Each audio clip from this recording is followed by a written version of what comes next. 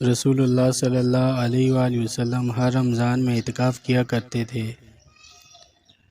آپ صبح کی نماز پڑھنے کے بعد اس جگہ جاتے جہاں آپ کو اعتکاف کے لیے بیٹھنا ہوتا۔ راوی نے کہا کہ عائشہ رضی اللہ تعالیٰ نے بھی آپ سے اعتکاف کرنے کی اجازت چاہی۔ آپ نے انہیں اجازت دے دی، اس لیے انہوں نے اپنے لیے بھی مسجد میں ایک خیمہ لگا لیا۔ حفصہ زوجہ محترمہ نے نبی کریم صلی اللہ علیہ وآلہ وسلم نے سنا تو انہوں نے بھی ایک خیمہ لگا لیا۔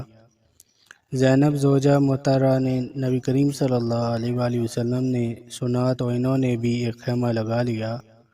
صبح کو جب نبی کریم صلی اللہ علیہ وآلہ وسلم نماز پڑھ کر لوٹے تو 4 خیمے دیکھے۔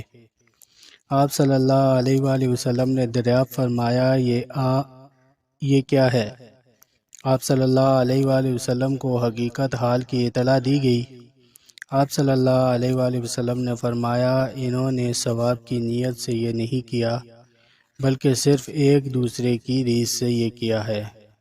انہیں اکھاڑ دو، میں انہیں اچھا نہیں سمجھتا۔ چنانچہ وہ اکھاڑ دیے گئے، اور آپ نے بھی اس سال رمضان میں اعتکاف نہیں کیا بلکہ شوال کے آخری عشرہ میں اعتکاف کیا۔